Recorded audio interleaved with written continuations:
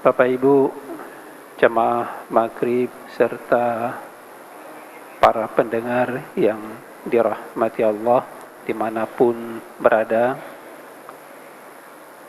baik yang hadir di sini, orang tua kami, tungku-tungku sekalian, maupun yang jauh, yang gaib, yang selalu mengikuti halaqah pengajian di Masjid Raya Baitur Rahman ini. Mari sambil kita i'tikaf di rumah Allah yang suci dan mulia ini, kita saling berbagi tazkirah, tausiah. Mudah-mudahan Allah memberikan sesuatu berkah keridhaannya kepada kita sekalian. Kehadiran kita tidak lain semata-mata libtighai mardhatillah, untuk mengharapkan ridha dari Allah, bukan pujian dari manusia.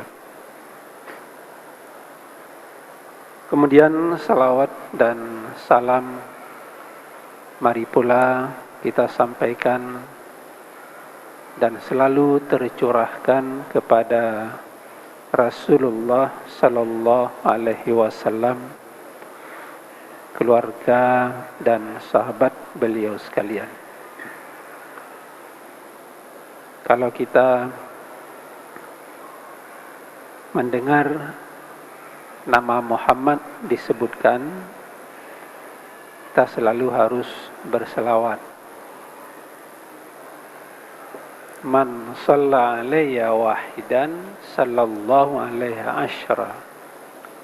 Barang siapa berselawat kepadaku satu kali saja, maka Allah akan berselawat kepadanya 10 kali. Karena Allah sendiri berselawat pada Rasulullah. Malaikat juga berselawat. Mudah-mudahan kita selalu mencintai beliau, tidak dalam ucapan, tapi kita aplikasi di dalam perbuatan. Karena Rasulullah itu contoh dalam segala aspek, kita contoh. Muhammadur Rasulullah asyidda alal kufar. Muhammad itu seorang rasul yang sangat tegas terhadap kufar, orang-orang kafir. Tapi ruhama'u bainahum, Rasulullah itu penuh kasih sayang, hidup berdampingan, saling menyayangi sesama mukmin, sesama muslim. Ini kata kunci karena Al-Quran, keywordnya. Bapak Ibu hadirin kaum muslimin, orang tua kami yang hadir, guru-guru kami, mari pada malam ini kita lanjutkan beberapa hal dari yang kita sampaikan pada Ahad malam yang lalu. Kemana kita memperkuat akidah, memperkuat ibadah syariah ini, dan bagaimana kita memperkuat akhlak yang mulia.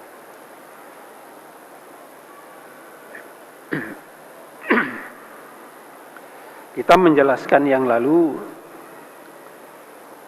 salah satunya adalah kita harus terus-menerus mencari dan menuntut ilmu. Gak mungkin kekuatan akidah, ibadah syariah dan akhlak tanpa kita asah, kita perbaharui dengan semangat ilmu. Mungkin hadir sendiri, ya. Harus lewat ilmu, terus menerus pula kita cari, ya.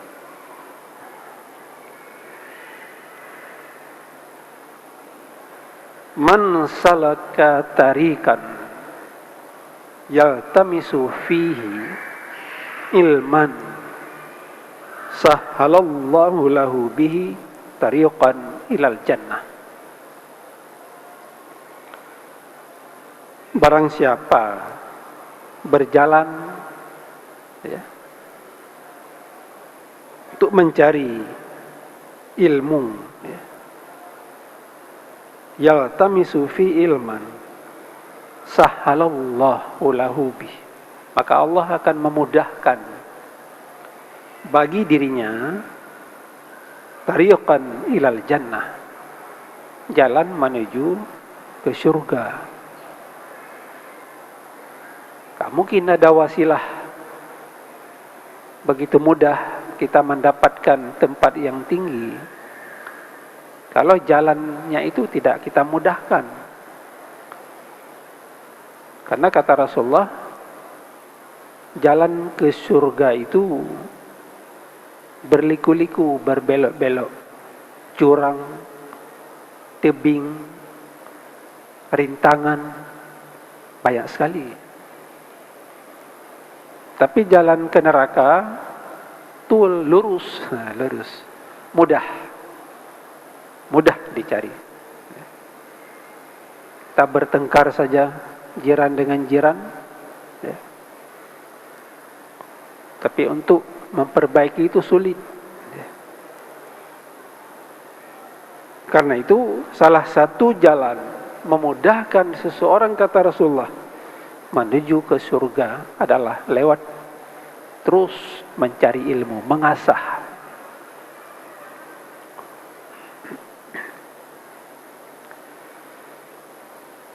Ilmu banyak di dalam ayat Al-Quran itu Allah menjelaskan sendiri pentingnya ilmu. Syawahadahu minal Quran ayatin kathirah minha qawluhu azza wa jalla. Allah sudah menjelaskan, menyatakan sendiri banyak ayat bahwa pentingnya ilmu. Kalau nggak ada ilmu, kita gelap, nggak tahu mana yang baik, mana yang tidak baik. Atau semua baik, atau semua buruk. Karena kita nggak ada ilmu. Jadi ilmu itu untuk memilih mana yang hak, mana yang batil. Kalau tidak, kita nggak tahu mana yang haram, mana yang halal. Salah satu ilmu. Kenapa Bapak Ibu senang melangkah kaki ke masjid untuk berjamaah, salat berjamaah? Juga didorong salah satu karena faktor ilmu. Kalau nggak ada ilmu, untuk apa duduk lama-lama di sini? Lebih di luar saja, hiburan, ya, santai saja di luar. Karena ini juga salah satu jalan memudahkan kita ke surga lewat ibadah. Allah tidak banyak memberikan perintah kepada kita, sederhana saja. Baik dari arkanul Islamnya, ya, maupun dari arkanul iman. Dari sisi akidah, tauhid, dari sisi ibadah, syariah, dari sisi akhlak, itu bagian tasawuf. Kalau tiga ini ya memudahkan jalan kita ke surga. Antara lain Allah berfirman, Bismillahirrahmanirrahim. Yarfa'illahu alladhina amanu minkum walladzina utul ilma darajat. Allah meninggikan orang-orang yang beriman di antara kamu dan orang-orang yang diberi ilmu beberapa derajat.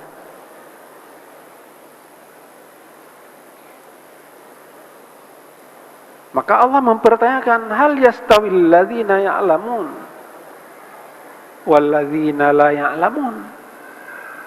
Katakan oleh Muhammad, apakah sama orang-orang yang berilmu dengan orang-orang yang tidak berilmu? Jawabannya tentu tidak sama. Orang jahil mana bisa sama dengan orang yang berilmu? Maka ilmu itu penting. Kalau kita melihat bagaimana kemajuan ilmu pada abad ke-7 Masehi sampai beberapa abad setelah itu, sampai abad ke-13 katanya. Yang pertama, Islam itu maju jaya karena ilmu. Orang tekun terus menerus mengkaji Al-Quran, terus mengkaji Al-Quran. Di situ lahir inspirasi. Karena kita mengasah diri, mentawajuhkan diri dengan ayat-ayat Allah. Timbul inspirasi. Terus. Bukan 1 juz, 2 juz, sampai 30 juz. 6.000 lebih ayat dihafal lagi. Ada yang bertanya, bagaimana hari ini bisa ruh seperti itu mengkaji? Salah satu, kita harus selalu memberi semangat kita diri dengan orang-orang yang sukses di dalam Islam masa lalu. Tapi kalau tidak, kita santai saja. Kalau kita ingin kembali ruh, semangat, ya kita kaji Al-Quran, kita baca Al-Quran, kita hafal, kita amalkan isinya. Maka baik kalau di rumah ada Quran, ada terjemahan, baik lagi ada tafsir, baik lagi ada hadis, melengkapi dua hal ini. Jadi orang-orang dulu maju, sukses, Islam ini jaya karena pertama Al-Quran terus dikaji, dibaca, inspirasi lahir karena kita mengasah diri dengan ayat-ayat Allah. Tidak hanya ayat Qur'aniyah yang kita baca, yang 30 juz, tapi juga tafakkur dengan ayat-ayat kauniyah, sunatullah. Itu hebat. Kalahi sains dan teknologi, peradaban Abbasiyah, Amawiyah, Cordova, ya, itu lahir. Tapi ketika Al-Quran ditinggalkan, sibuk dengan dunia ini, materi, Islam pun hilang. Jangan kita bangga, oh Aceh kita bersyariat. Salah satu provinsi diberi legalitas pelaksanaan syariat Islam secara terbuka dan bebas. Kalau warga masyarakatnya tidak mengikat diri dengan syariat, Islam tinggal nama, Quran tinggal tulisan. Akan seperti itu. Itu apa kanun banyak, tapi warganya tidak mengikat diri dengan aturan syariat. Lepas, lost control. Ini Bapak Ibu sidang jamaah, salah satu faktor Islam itu maju. Kalau juga ingin maju ke depan, mari kita kaji Al-Quran. Boleh berbeda, tujuannya sama. Beda baju, pakai celana, pakai kain, silakan. Tapi tujuan hati kita satu, ya. Lillahi ta'ala, libtigha'i mardatillah. Itulah ibadah. Allah ibadah ma addaita ibtigha'an liwajhillah wa talaban li thawabi fil akhirah. Selesai persoalan. Nah, kita tujuan satu, memperkuat syariat lewat penghambaan diri kita kepada Allah. Ma addaita, apa yang kita lakukan ini ibtigha'an liwajhillah, itu mengharapkan ridha Allah. Enggak ada lebih, enggak ada kurang, sama kita. Sama, di mata Allah kan sama. Inna akramakum indallah atqakum. Semulia-mulia kamu, kata Allah, adalah yang lebih takwa. Kita sama. Cuma bagaimana dalam pandangan Allah? Nah, kita mencarikan pandangan Allah. Pandangan manusia semu, sebentar saja. Hari ini kita dekat, besok enggak peduli. Tapi Allah tetap memuliakan orang-orang yang bertakwa. Wa talaban li thawabi fil akhirah. Di samping kita ingin mendapatkan ridha Allah, tapi juga mencari pahala untuk akhirat. Kita tabung investasi ini. Apa yang bisa kita lakukan hari ini untuk kebaikan? Kita lakukan, walaupun itu kecil. Apa yang dalam pandangan kita itu salah, kita harus menjauhkan diri, sekalipun itu kecil.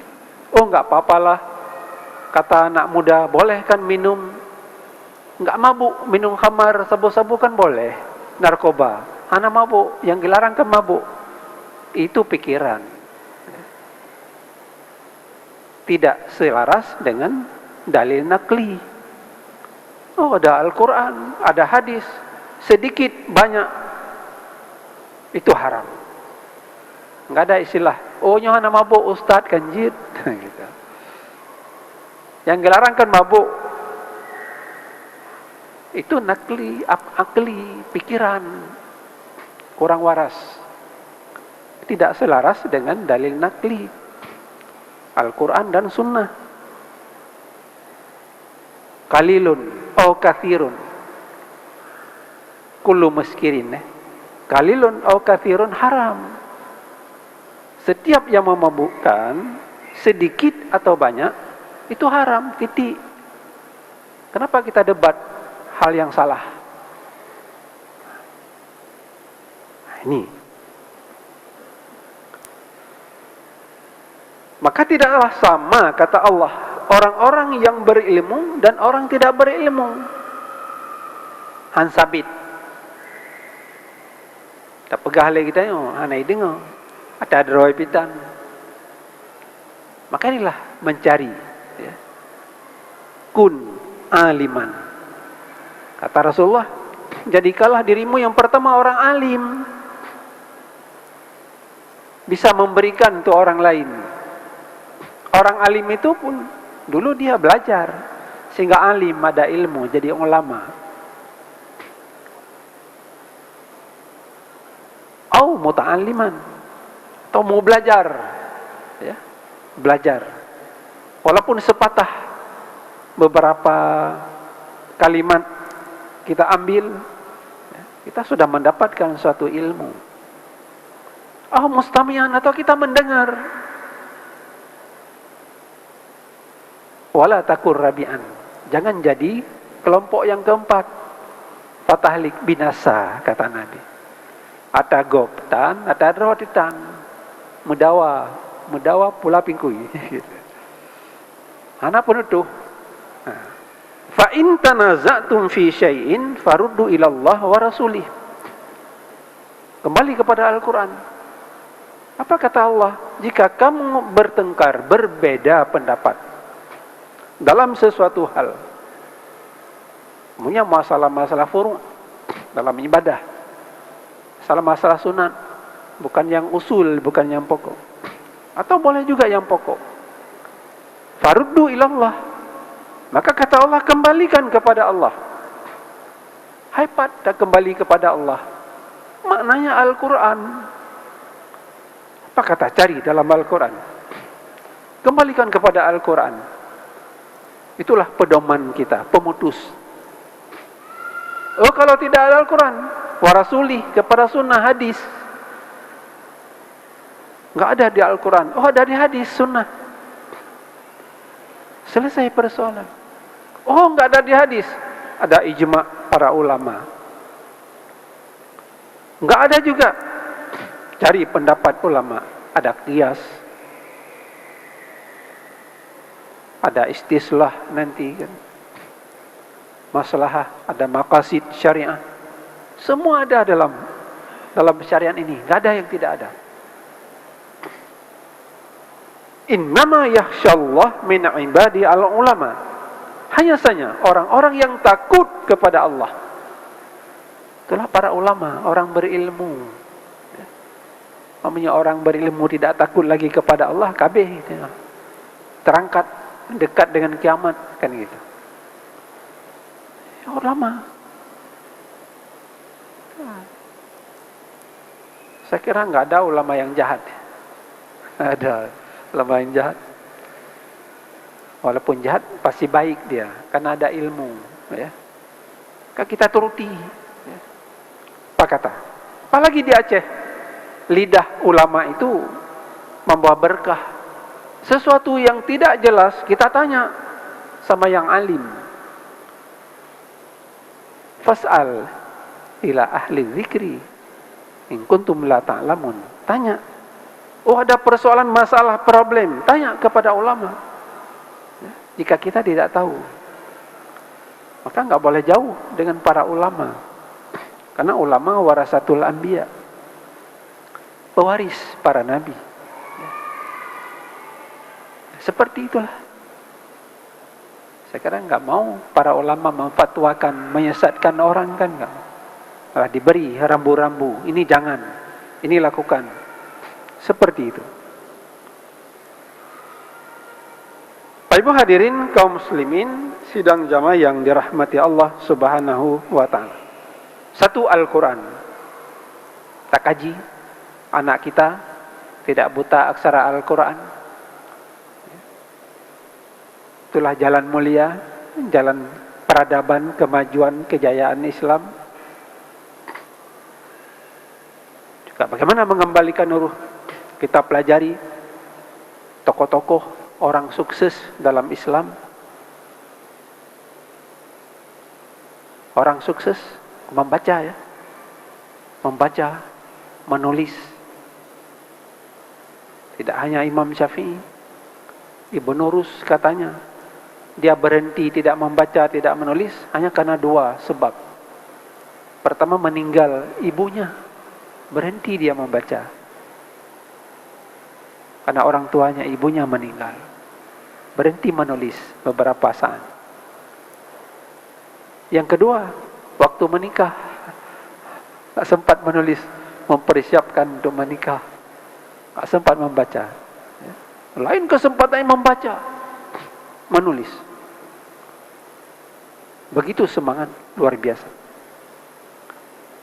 Maka yang kedua, memiliki sifat idealis, nasionalisme, kebangsaan yang tinggi. Kehadiran dia bukan untuk diri dia saat itu, tapi adanya bisa bermanfaat kepada orang lain. Ditulislah buku, kitab. Gak ada yang biayai dulu.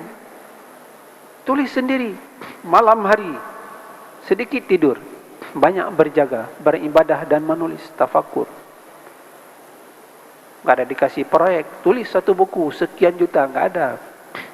Tapi tulis sendiri, tinta sendiri, minyak lampu sendiri, ya.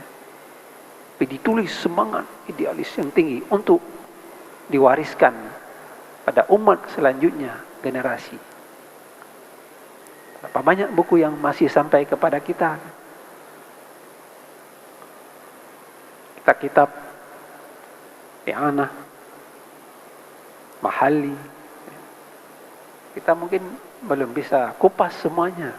Ya, apa yang tulis dulu itu? Ihya Ulumuddin Al-Ghazali. Begitu luar biasa. Dan ini berkah, nggak bisa dibantah. Berlaku sampai hari ini. Orang mau kaji itu. Mungkin berkah ya, karena berkah sekali. Niatnya tulus. Luar biasa. Ya. Kalau buku hari ini, udah kita baca 2 kali, kita simpan. Nggak lagi baca. Tapi tulisan dulu sampai hari ini terus dikaji regenerasi oleh anak kita. Yang ketiga, saling menghargai antara satu dengan yang lain, ini yang luar biasa. Nggak ada saling melecehkan sesama ilmuwan, ulama, tapi dihargai. Mungkin apa kata seorang, apa yang saya tulis, apa yang saya berikan ini, mungkin belum tentu benar. Mungkin Anda bisa ambil yang lain, disampaikan mungkin lebih kebenarannya. Tidak mempertahankan. Oh, ada orang lain lebih baik yang dia sampaikan, lebih mendekati kebenaran, ambil. Tinggalkan saya punya. Tidak ego ilmu ya, tapi sangat demokrasi. Pak Ibu hadirin kaum muslimin, sidang jamaah yang dirahmati Allah. Makanya hukum-hukum yang ditetapkan oleh Allah melalui Rasul, mereka mentaati hukum itu atas dasar iman, baik berkaitan dengan akidah, syariah atau amaliyah, praktek sehari-hari, maupun akhlak. Ketika turun ayat, tinggalkan khamar, tutup aurat, semua orang dipecahkan pundi-pundi tempat khamar di rumahnya, diganti dengan air zam-zam. Kita malah sebaliknya, dari air yang halal menjadi yang tidak halal. Apalagi ini mau tahun baru, cak ngomeng makan besar gitu. Apalagi ya. Bukan hura-hura. Islam ini bukan hura-hura. Tidak ada tempatnya di situ. Bagi yang muda-muda, jangan terpengaruh dengan golongan yang tidak seiman.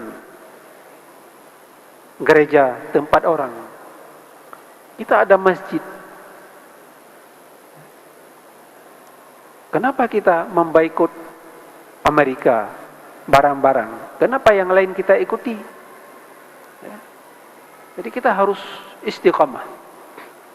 Kalau kita marah sama Yahudi, kita jangan mengikuti aliran Yahudi.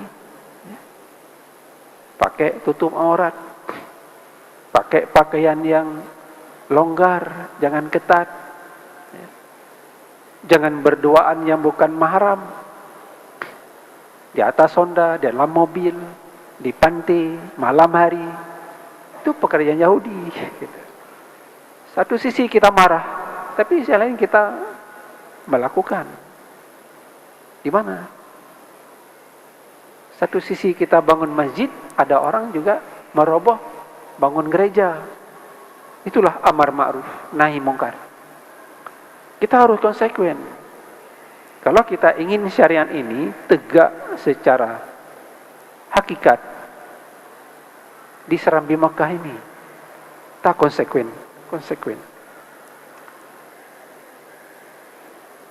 Penerapan aturan di bumi sejalan dengan sinyal perintah langit dari Allah lewat hati kita, ya. Hati, ucapan, amalan, ya, kita harus sejalan itu. Harus kita lakukan. Kalau tidak juga sulit, Bapak Ibu sekalian. Sulit kita lakukan.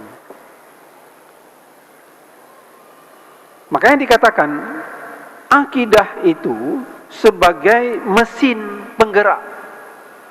Ibarat mobil Honda, tanpa mesin mobil itu enggak berjalan. Jadi akidah kita memompakan, memberi semangat, motivasi selalu, menggerakkan diri kita kepada yang baik. Itu akidah mesin penggerak. Mana ada jalan mobil enggak ada mesin? Mesin pun ada sistem, ada sistem. Semua berfungsi dia. Itu akidah. Spirit. Mewujudkan kemaslahatan, kedamaian. Sebuah kontrak tauhid kita dengan Allah. Kita hidupkan mesin. Ketika subuh terdengar suara azan, terus sinyal kita hidup. Mesin kita nyala. Lampu hidup. Jalan. Bergerak. Bisa seperti itu. Baru kita ingin menggapai ruh, semangat masa lalu. Yang kedua, akhlak. Akhlak diibaratkan sebagai rem pengendali kita. Oh, mesin terus jalan, nggak ada rem, nggak bisa juga. Oh, ini salah. Jangan ambil kiri, jangan ambil kanan. Kita lurus, tul, siratal mustaqim. Rem. Kalau ini salah, rem. Sehingga tidak menabrak orang, tidak masuk jurang. Itulah akhlak. Kalau tidak ada akhlak, nggak ada rem. Mesin itu jalan terus mobil. Ditabrak apa saja, dimakan apa saja. Ya. Nah, perlu rem. Nah, akhlak. Lebih baik lagi meningkat kepada sufi.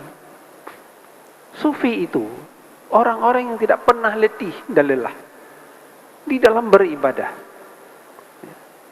Itu sufi. Gak ada dia, aduh capek, lelah, bosan. Gak ada istilah sama orang sufi. Akhlak yang baik. Islam minhajul hayah. Islam itu pedoman hidupnya. Dia gigit. Kullu amrin al-Islam. Semua urusan referensinya Islam. Oh, ini kita lakukan sesuai syariat atau tidak? Bangun jalan harus sesuai dengan syariat, dengan Islam. Bangun jembatan, bangun masjid, berapa dalam? Kerangka baja dalam tanah, supaya dia kuat. Di semua Islam referensinya. Al-ukhwah Islamiyah ribatuna. Ukhwah Islamiyah itu kekuatan kita ini. Coba tanpa masjid, kapan kita bertemu? Masih di rumah. Ini Pak Mama ini dari Ulegli datang kemari, dari Bandar 2. Asal datang ke Banda Aceh, tetap menyempatkan diri ke masjid. Luar biasa ini. Ya. Cinta masjid. Itulah sebuah ukhuwah silaturahim. Silaturahim di warung kopi lain. Ya. Ketika makan saja kawan, nanti bubar. Di sini walaupun bubar teringat jamaah, udah jamaah tetap. Ada jamaah tetap. Sini ada Pak koordinatornya Pak Kesi. Jamaah tetap Masjid Raya. Kalau ada orang meninggal takziah, ada jamaah Masjid Raya. Ukhuwah silaturahim. Jadi masjid membina jamaah. Jamaah membina masjid. Dijaga masjid itu. Ukhuwah ribatuna, kekuatan di sini. Kalau nggak ada lagi masjid, kekuatan Islam ini roboh. Makanya orang-orang kafir tidak senang dengan masjid ini. Belanda dulu membakar, menghancurkan masjid raya ini. Dianggap dengan simbol hancur, umat Islam mengalah, menunduk, menyerah. Tidak rupanya. Terus melawan. Ya. Jadi orang kafir begitu. Nah, sekarang juga ingin diklaim Yerusalem itu. Masjid Al-Aqsa. Pikir kalau diklaim itu sudah dikuasai dunia. Tidak. Pasti umat Islam itu marah. Benci. Yerusalem itu wilayah Islam. Ditaklukkan oleh Khalifah Umar bin Khattab dulu. Dari Nasrani. Dibangun masjid. Dan Masjid Al-Aqsa itu dibangun oleh Nabi Sulaiman. Anak Nabi Allah Daud. Kan dalam Al-Quran dikatakan Nabi Sulaiman dibangun oleh manusia dan jin. Itu Masjid Al-Aqsa. Masjid Al-Aqsa itu juga pernah kiblat pertama umat Islam. Rasulullah kiblat ke sana. Itu negeri Islam, wilayah Islam. Tempat suci di situ. Setelah 16 bulan baru Nabi turun wahyu menghadap Masjidil Haram. Sampai hari ini dalam salat kita. Maka di Madinah ada Masjid Kiblatain. Masjid dua kiblat. Di situ Nabi awal hadap ke Masjidil Aqsa. Satu rakaat kedua turun wahyu.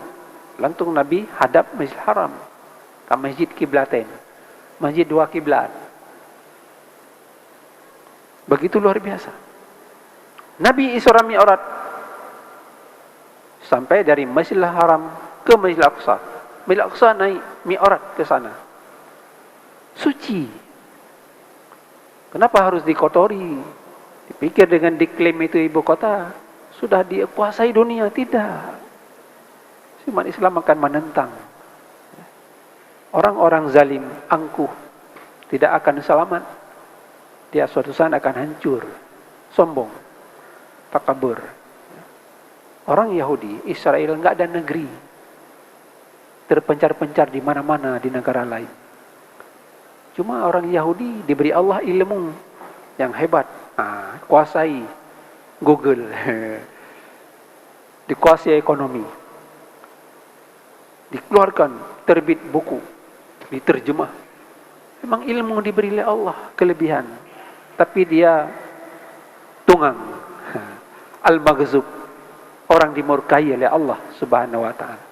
Mudah-mudahan Bapak Ibu sidang jamaah yang dirahmati Allah. Allah selalu meridai Islam ini sebagai agama. Al-yawma akmaltu lakum dinakum wa atmamtu alaikum ni'mati wa raditu lakumul Islam madina. Mudah-mudahan Allah selalu menjaga. Yang penting juga umat Islam ini mengawal, menjaga dan melaksanakan semua yang diperintahkan dan meninggalkan seluruh yang dilarang oleh Allah Subhanahu wa ta'ala. InsyaAllah dengan dekat takarub kita pada masjid, kita makmurkan tausiah dan sebagainya, anak-anak, keluarga kita semua InsyaAllah akan menggeser ujian dan musibah dari kita semua. Teknologi belum tentu bisa menggeser itu dan tidak mampu menggeser ujian Allah. Demikian, terima kasih. Mohon maaf kalau hal tidak berkenan. Wallahu waliyut taufiq wal hidayah. Assalamualaikum warahmatullahi wabarakatuh.